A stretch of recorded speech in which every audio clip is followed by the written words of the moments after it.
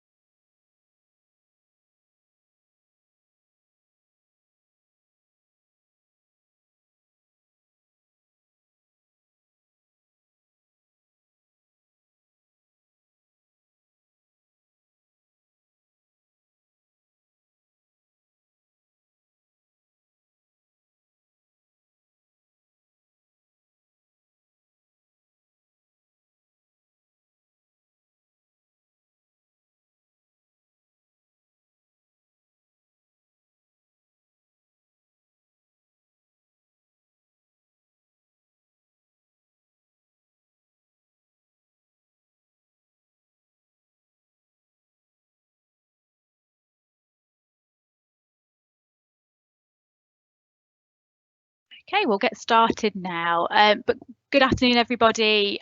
Lovely to see some of you there on the call, and also hello to those of you who are watching this back on the recording. So thank you for joining us on this sunny Friday afternoon. In terms of today's webinar, this is the Microsoft Teams live event, so I'll just let you know a little bit about the functionality of that if you're not familiar with this platform. As you can see, we'll be presenting to you today, but you won't be able to see other attendees here today. And it might look a little bit different from your usual Teams meetings if you have used the platform before. In this format, if you want to submit a comment or a question, you can use the Q&A function, which you'll find on the top menu bar at the top of your screen. So in the top right-hand corner, you should see an icon similar to that on my screen there. Just click hold of that, and then you can type in your questions and submit them. One of my colleagues will be reviewing those questions as we go through the event, but we won't actually be answering those questions until the dedicated Q&A slot at the end there. So as we're going, the presentation today will be recorded.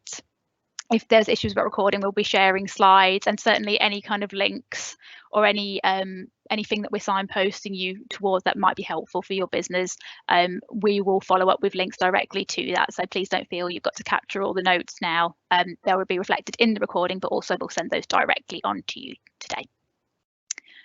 So my name is Danielle Sample. I'm the Carbon Neutral Engagement Officer at Nottingham City Council. I'll be beginning this webinar with a little bit of context and an overview of Carbon Neutral Nottingham 2028. And then I'll be handing over to Tim Bellinger for Transport Strategy at Nottingham City Council, who will, for the most part of this session, be presenting, and he will be able to take us forward with moving away from fossil fuels for travel and transport, and sharing his knowledge and expertise with you in that area. And to close, my colleague Natalie McRae will be taking over the Q&A. So any questions that you might have for either Tim or myself, as I said, please do submit those via the Q&A function as we're going through the presentation, and we'll catch up with those at the end today. Okay. So for those of you who've attended previous webinars in this series, this will be a recap of what is already mentioned, but I think it's always worthwhile not taking for granted that necessarily people are attending all of these sessions. So if this is old news to you, I apologise, but it's certainly very useful as a reminder.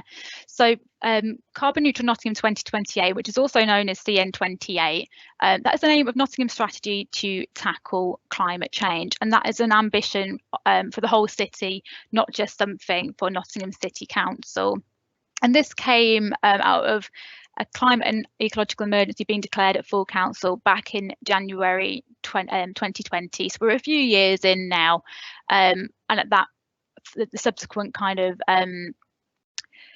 working with kind of various stakeholders in the city, reflecting on the different kind of themes, the different areas that we needed to address to tackle the climate crisis, that led to the formation of Carbon Neutral Nottingham 2028 specifically. So it's Nottingham's plan to reduce emissions, protect the environment and help people prepare for the effects of climate change. So it's about getting those emissions down as low as we possibly can, but also accepting that as we felt over the past year with the record-breaking temperatures that we saw last summer, the effects are locked in, and it's about being as resilient as adapting to that as best as we possibly can as we do that carbon reduction action. So Nottingham has the ambition, as Carbon Neutral Nottingham 2028 suggests, to be carbon neutral by the year 2028, and that is linked to when Nottingham basically exceeds its fair contribution of emitting carbon emissions before we contribute more than our fair share to keeping global temperatures below 1.5 degrees of global warming. So that's not an ambiguous figure that's pulled out of the air. That is a science-based figure, but we know within that the scale of the ambition that actually represents in reality. So it's informed by the figures of when we need to be making those carbon reductions, but we don't necessarily have everything in place just yet to get there. So this is why we're doing this webinar today, because you guys in local businesses and organisations will be really, really key to us meeting those targets. So as I always do, I will follow up this along with the recording from today with links to the CN28 Charter and Action Plan, where you could read a little bit more specific information for yourself should you wish. But in terms of the different theme areas for CN28, and as I've talked about reducing emissions as much as we possibly can, we are really trying to drive down emissions in the areas mentioned on the left hand side there. So waste and water consumption, transport, the built environment, energy generation, and also carbon removal. So we're trying to get emissions as low as we possibly can and remove what we can't reduce. But we're also trying to increase the resilience and adaptation that we have as a city, improve our infrastructure, our public health to prepare for the impacts of climate change. And we're also trying to increase the ecology and the local biodiversity within the city as well. This is not just a climate emergency, it's an ecological emergency. So that's a very important inclusion in the action plan there. Okay, so you might be wondering where you come into this, and as I said previously, businesses and organisations were really key to driving down Nottingham City's emissions as a whole. So this pie chart that we've got on the screen here is a representation of the latest greenhouse gas emissions data that we have for Nottingham City. And as you can see, there are some really quite substantial portions within that pie chart, and there's some which are slightly smaller but still very significant. And the one we're talking about here today is that one in grey. So that relates to transport. And the reason that we chose the themes for the webinars in our series, this initial series that we have, is because these directly relate to where the largest proportion of Nottingham City's emissions come from. So we've had a webinar on buildings, we're having one today on transport, and we'll be following up in next month with one on procurement and supply chains, which relates to this very large chunk over here, this 48%, which is where a very large amount of the city's emissions come from. But today specifically, we are focusing on transport, which is that 10%. And obviously there is a little bit of overlap there. There's the yellow portion there, which relates to aviation. We're presuming something not that you can directly control here today. So we are just focusing I suppose, for lack of a better word, on ground-based transport today. So before I hand over to Tim, I suppose one final reflection that I will leave you with. In terms of the top carbon reduction actions, Tim will be able to kind of outline some of those relating to transport today. But generally, the best things that you can do is to understand your carbon footprint, understand where you as an organisation, as a business, or as an individual, and someone with a specific role within that business, what carbon emissions you are producing and what you can take control of. A careful consideration to make is not just the physical changes that you can make, but never underestimate the power of behavioural changes. Quite significant changes can be made through just encouraging the behaviours of your employees, of your customers. They can lead to very significant savings, as we're seeing with things such as energy efficiency campaigns at the moment. A lot of the changes we can make are related to our behaviours, not just the infrastructure. So regardless of whether you own your own premises or whether you rent that, there are some actions that you can take to reduce your carbon footprints. And I believe those other those bullet points are just of things I've already mentioned, but certainly buildings, transport and procurement are, I suppose, the biggest areas of your carbon footprint that are usually beneficial to address first. Okay, so that is all from me. So I'll now, without any further ado, hand over to Tim to take the next part of today's session. Okay, so thank you, Danielle. As Danielle's pointed out in the previous slide, that transport represents around 10% of those emissions, and that's a figure that's not actually moved very much in the past few years, but it's something that we really need to start thinking about how we can reduce that proportion. So we've been doing a number of things in Nottingham which have aiming towards doing that reduction, and so that's what we're going to be talking about today. So okay, next one please.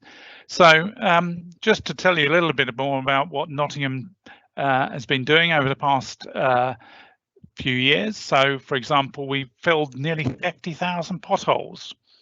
We've replaced 250 pavements, and we've been resurfacing around 100 different roads under the Streets for People programme.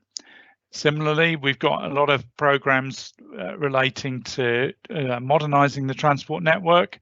So we've built things to do with making sure you can introduce contactless payment, for example, on buses and trams, and also in city centre parking, and also just making sure that we're promoting the people's access to jobs and services, and also for you as a business, essentially for you to be able to recruit the people that you need to do your business. We're also trying to further develop our cycle network. So we've got a big active travel program, not only of putting in cycle lanes and also particularly bus lanes as well, because they double up as cycle lanes, but we're also working on projects particularly in the active travel sphere jointly with the health service, in encouraging people to take up a healthy lifestyle, which includes walking and cycling. And an important point there is about the leisure market, because one of the things that is a feature of transport history is that the leisure market is the thing that leads often the change program. So if you can get people thinking about doing walking and cycling for leisure, they will often make the change to doing it for other purposes later on, if they can see that through their leisure activity that actually it's not as difficult as they thought. So we've got a big bus service improvement plan across the whole Derbyshire, Nottinghamshire area, and that includes adding more gas and electric buses to our streets. So we've got a big order for 68 electric buses coming to Nottingham City Transport, the first one of which has been completed yesterday, and so we're awaiting that one coming over to Nottingham to be introduced. Secondly, we've also got various sort of micro mobility schemes. So for example, we have the e-scooter and e-bike hire. The e-bike system started up earlier this month, and we're also been quite proactive in trying to help Nottingham businesses switch to electric vehicles.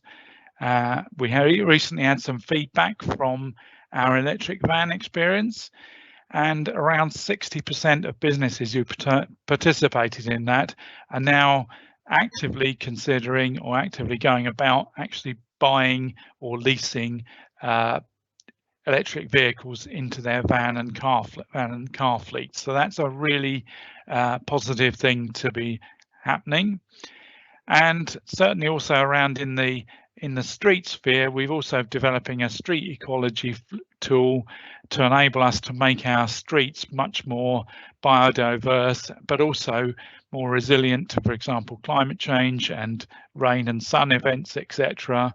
So just incorporating that into the planning and design process. Okay, so next one, please. And just here, we're just to have a think about what's the context of Nottingham at the moment. So at the moment, we still have quite a low car ownership. 38% of households in 2021 did not have access to a car. But similarly, we've also got the highest bus usage in some of our wards to place of work proportionally than outside of London. So, for example, 12% of all people within the Nottingham City Council area, they travel to work by a bus. There's also significant usage of the tram network, so there's about 2 to 3% of people of the whole population of Nottingham City are using the tram to get to and from work. And the other thing is that actually we've got a significant proportion of people who just travel within the greater Nottingham area to work rather than necessarily commuting out to other places or commuting in, for example. We also have a very young population relative to surrounding areas, and it's interesting that the young population has actually been growing since 2011, as well as the older population over 65. But on the other hand, we also have significant areas of multiple deprivation and also poor health outcomes. And so transport is actually a significant enabler of dealing with those kind of issues. So, for example, in terms of deprivation, if we can provide effective public transport and other means, it does mean that people who are out of work or whatever, they can then access the jobs that they need to sustain themselves. Similarly, in terms of poor health outcomes, if we're tackling climate issues, and by that also refer to air quality as well, actually poor air quality significantly impacts on people's health outcomes. So the better we're getting at making our air less toxic, it means that we are enabling Nottingham citizens to live healthier lives. And the other thing about Nottingham is, of course, that we have a significant proportion of the people within the city who are living in high to medium density social housing. Okay, next one. So just show you're wondering where people travel to in Nottingham. So this is shows the Nottingham travel to work area as defined by the government. And so here we go. So the very thick line is the administrative boundary for Nottingham City Council, and then the thin black line, which takes in all the other places around Nottingham, that's the area where people gravitate towards Nottingham, particularly for work purposes. So in that area, you can see that you've got places like Long Eaton and Stapleford, Hucknall, and also Bingham, etc. But that doesn't exclude the fact that people will come to Nottingham, also commuting from places like Derby or Newark, or other places. Okay, next, please. So Nottingham has worked significantly on improving air quality through electric vehicles. So we've already got some electric buses in operation, and we've got more coming. And we've got gas buses as well. And also through making buses, for example, it's the latest Euro 6 technology, even though they might be using a diesel engine. We've also invested significantly and are still investing in things like schemes that encourage walking and cycling, and also in electric charge points for vehicles, and we've got around 400 electric charging points around Nottingham City, Derbyshire. But there are some sites which within the city that are still over the recommended limits for pollution, and so we've got to work on those. Just to say that electric and hybrid cars can reduce tailpipe emissions, but it doesn't cut down, for example, on the dust from brake pads and tyres, etc. So we really need to think about how we can reduce or replace car journeys with other modes of transport in order to deal with the air quality issue. Okay, next please. So I think, is that it? So, okay, next one. Sorry, bear with me a moment.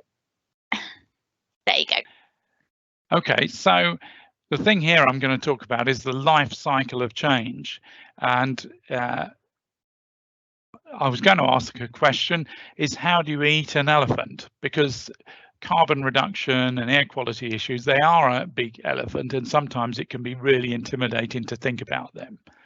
So in terms of eating an elephant, well, of course, the thing is you can eat an elephant, but you do it a little bit at a time.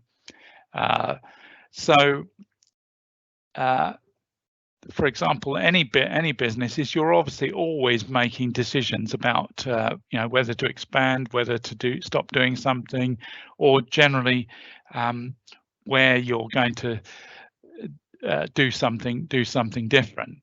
And it's really important to think actually in terms of our transport impact.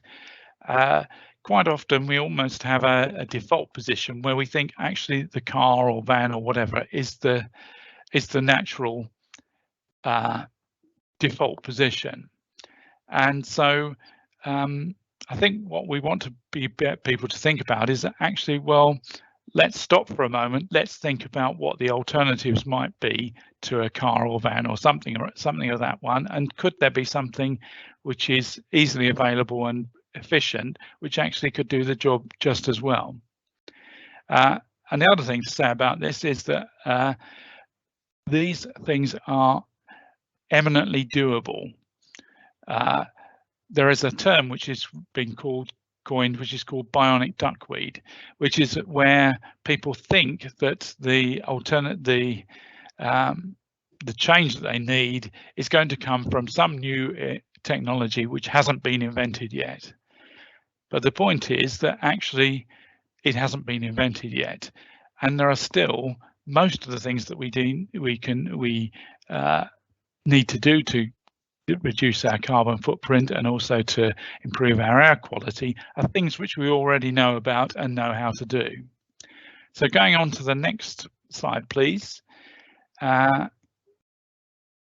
So the first thing to do is to have a plan. And to start with, for example, we have the Transport Nottingham website. It's a free resource and it gives you options for any journey by road, bus, tram, train, cycling and walking. And it gives you lots of different options for each journey. And it works not just for journeys that start in or around Nottingham, but also it will do things across a wider area. And then, of course, the really big thing for businesses is the workplace travel service. Now, this is a free service that we run to help businesses in the Nottingham area, and essentially it really is about tailoring things to your business needs. So through that service, we've got the ability to look at audits of your work and your business, but also we have grant funding, which up to about £25,000 per project, which can go towards, for example, an electric vehicle charging point in your workplace. It can go towards showers for bike users. It can whatever something that would do which would achieve the aim of reducing your carbon footprint or etc., or replacing a carbon combustion engine vehicle with an electric one, this is the place to go to come for some advice. And it's funded through the workplace parking levy. So essentially, it's something which is giving back to you, and hopefully it will give you something a lot more than you put in. Okay, next, please. So the next thing, what can we do in terms of a modest cost? Well, again, having a plan is a really useful thing to have.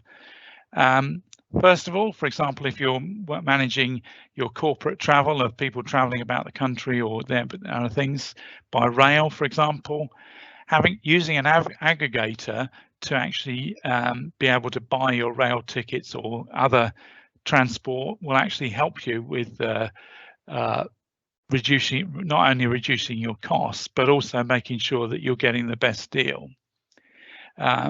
Similarly, we are now trialing the lending out of e-cargo bikes, and you can borrow one from us. There are 5 of them available, and they're available for up to 60 to 90 days, and they are available for a small admin fee, which ranges from £20 if you're a very, very small business, up to £100 for the period. Similarly, if you're a charity or voluntary organisation, then the charge won't apply. But do have a look at that. And then another one is just for locally within. We're travelling around the Greater Nottingham area. If your staff need to travel about as part of your business, having a corporate Robin Hood card will enable you to get really good value as far as using the buses or trams to get around Nottingham. It will also help with managing expenses as well. So that's something really good to have a look at. Next one, please. So, and then let's have a look at the sort of more substantive things. So I've mentioned that Workplace Travel Service can help you with installing, for example, electric vehicle charging points in your establishment. And that's something really which is worthwhile doing.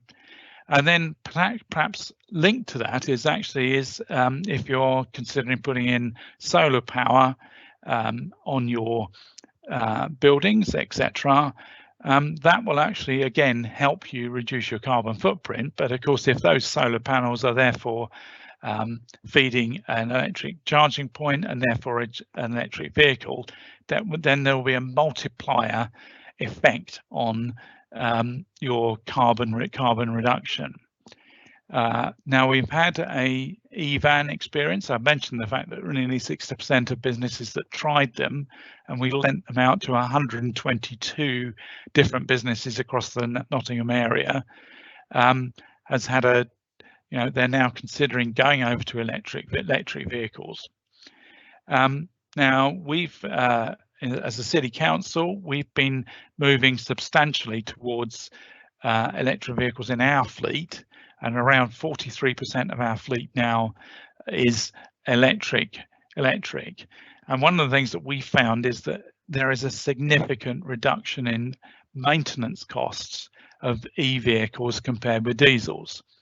And that's primarily due to the fact that, for example, on dust carts, there is a reduction, I believe, from 125 moving parts to just 25.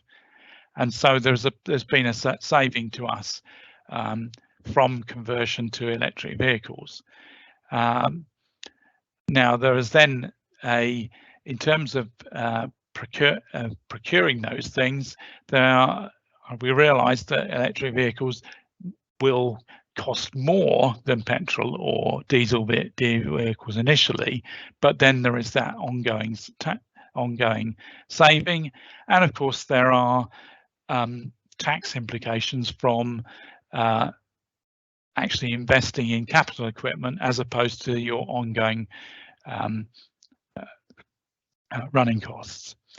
Similarly, in terms of journeys to work, investment in bike storage and changing facilities is again at your workplace is something that we can contribute to through the grants up to £25,000.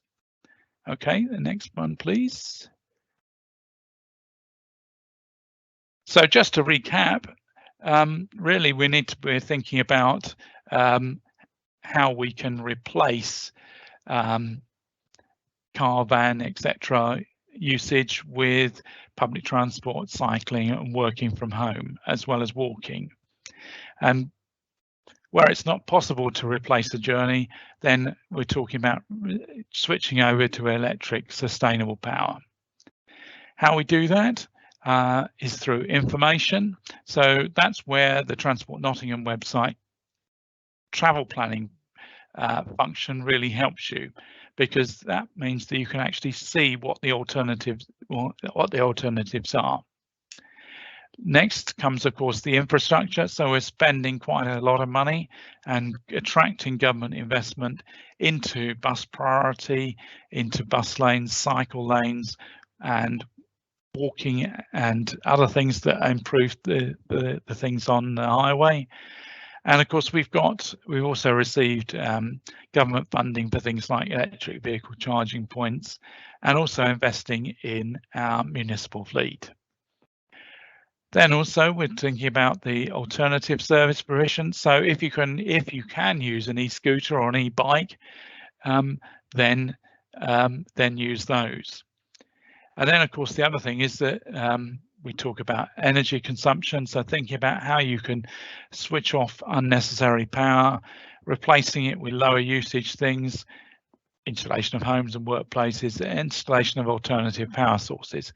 Interestingly, in terms of things that we're doing as the City Council, is that we have installed at our Eastcroft depot a vehicle to grid facility, so that when our electric vehicles are not in use, we actually then take the electric charge which is still in the vehicle and it goes into a battery storage, which actually is batteries that used to be in electric vehicles, but we've been able to repurpose them for this battery storage, and then we actually then either save that energy for reuse later on, or we sell it back to the grid. Either way, it's a really good way of making things much more efficient, and also it significantly reduces our costs of energy. Okay, next please. So I've just talked about that. So we talk about our greening of highway spaces, and then there are just sometimes even the most smaller things. So for example, if you've got a downpipe, plastic downpipe from a roof or something, just inserting a water butt so that you can then reuse that water for vehicle screen wash, or for example, just cleaning or gardening activity. So just actually small things even around your business premises, about introducing things like planters and other things like that outside, or something like that, that can also have a really positive effect. I previously worked in community rail, and one of the things about community rail is getting community volunteers to do things like planters and other things around stations, and significantly that means that stations become much more attractive places to go and to be a part of. And also surveys have consistently shown that they improve the people's perception of this personal security of around travelling by train. So which is really a really important thing in terms of whether we have to persuade people that actually using public transport is a good thing to do, because we're addressing that barrier to public transport use. Okay, so we go on to the next one, please. And then, of course, the other thing is that we really need you as businesses to help support our efforts to lobby for change to things that we as a county, as a county and as a city council don't actually have much control over. So at the moment there is a lot of well, I say controversy, but we really need central government to commit to electrifying our train service up to Nottingham, particularly from the London direction. And at the moment, work is going on there, which takes it up to just south of Leicester, but we really need government to commit to doing the final bit into Nottingham. And that's really important to us in Nottingham, because not only is it about making the trains more efficient. So, for example, a diesel train if you convert that to an electric train, it will reduce their carbon output from that by around 75%. And also, in terms of the energy used, it will reduce it by around 80%. It also has an impact on air quality, and that's where in Nottingham it's really important, because one of the sites where I mentioned where we have a problem with air quality is around the station, and that's where diesel trains are often idling. And so if we can convert at least some of the trains to electric propulsion, that will have a significant help in improving the air quality around there. So that's really important. And the train that you can see in there is one of the new hybrid trains, both electric and diesel propulsion, which are being built as we speak for the East Midlands route. Okay, so next one, please. And so this is the list of very useful sites for you to go there. So Transport Nottingham, Workplace Travel Service, the Robin Hood card, Enterprise Car Club. I haven't mentioned that. That's whereby you can hire a electric vehicle or a hybrid vehicle to basically travel where you need to do, and we've got a special arrangement for that with Enterprise, and there are a number of sites around the city where you can pick up one of those vehicles. Then also we have the electric scooter rental trial and the e-bike, and then of course the cargo bikes as well. Okay, next please.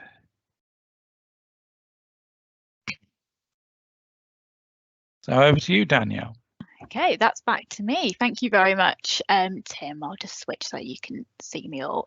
Thank you, Tim. So that, I suppose, brings to a close the transport presentation. However, just before we go into the Q&A, I wanted to just highlight the next webinar in the series, which will be on the 28th of June. I haven't put the time on there. It'll be 1 to 2 p.m, so it'll be the same time as today. And that will be the last webinar in our series, talking about procurement and supply chains. And as I mentioned back at the beginning of the presentation, that's where approximately 48% of our city emissions come from those goods and services that we're importing into the city. So it's a very important and interesting and of course very difficult area of emissions to address. So certainly it would be great to see you there. At that point as well, we're now thinking, as we're coming towards the end of our webinar series, we're thinking, what next? What do you as businesses and organisations in Nottingham City need next from us? So just at the end, there'll be a QR scanner where you can provide us with some feedback, but equally using the email address at the bottom of my slide there, please do get in touch if you've got any thoughts, reflections, on what you think you would like to see more of. If there's any way in particular that Nottingham City Council could support businesses like yourself, please drop us a line. But now I'm going to hand over to my colleague Natalie to facilitate the Q&A section. Thanks, Danielle. There was only one question that was relevant to what was the presentation, and Paul Wilson was saying that he went to have a look at the website for Nottingham Transport, and it would make sense to check by journey to check his journey to work. It says, why is the result for the car journeys first? Should it be in the order taken? Should it be the order of walking, cycling, PT, than car to help promote this initiative? He's just wondering why is the order showing cars first rather than walking, cycling, etc. Okay, so that's a really good question. I don't know the answer to that, but it's certainly something we can go away and I'll talk to my colleagues about that and see if we can at least come up with something more sensible that way. Yeah, and I think that's a really good observation, and thank you for kind of pointing that out so we can look into that. But I think that's a really good point to raise on cultural norms around car use and how information and how we choose to present it can influence people's behaviors. So for instance, if you've got a company website, or if there's like a standard text piece that you provide to customers or to other organizations that you work with to kind of join you at your premises, if you are looking at that order and finding actually what we're actually making very easy and very clear to people is how to access us via car, where they can park, we're putting that front and center, and things like active and sustainable travel, they're coming at the bottom of that list. Just swapping that around, moving active travel, moving cycling, moving public transport to the top, those little behavioural things can have a really significant impact. Thanks, Daniela. There's a further question to be asked. What advice would you give for a business looking to find a low emission delivery company? Okay, I think that one will be to go and talk to our colleagues at the Workplace Travel Service. So I think that would be the thing to do. It depends where your delivery is going to be. Certainly, there are companies that, for example, that specialise in being operating cargo bikes, for example. You know, if it's going to be something within the sort of last mile criteria. Thank you.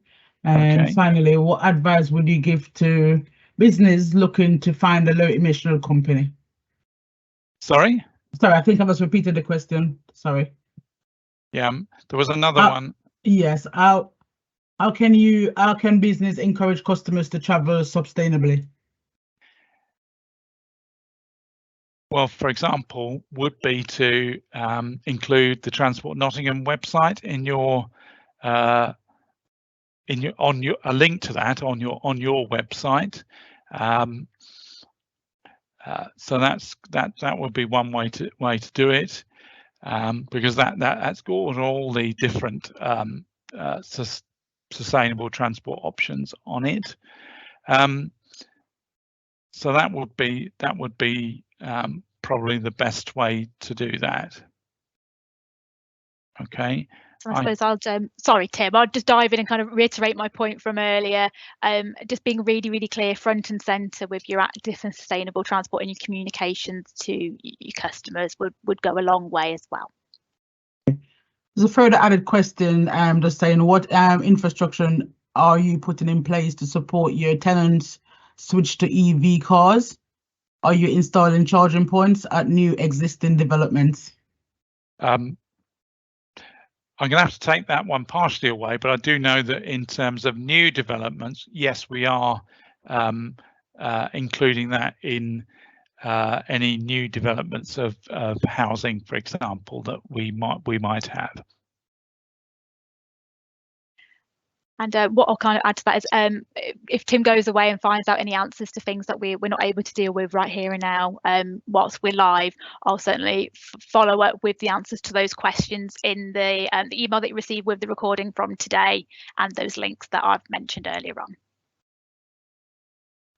Jack has asked that he's currently based in Nottingham. It's a Nottingham company working in Nottingham City parks such as Woollerton Park, but because the business address is in Hucknall, they were told that there's no grant available. Is it right, considering that we work in Nottingham and only hire locally? Okay, so the thing is that actually Nottingham, as we're Nottingham City Council, we are actually constrained by our boundaries, and unfortunately Hucknall is outside of that boundary, of our city boundary.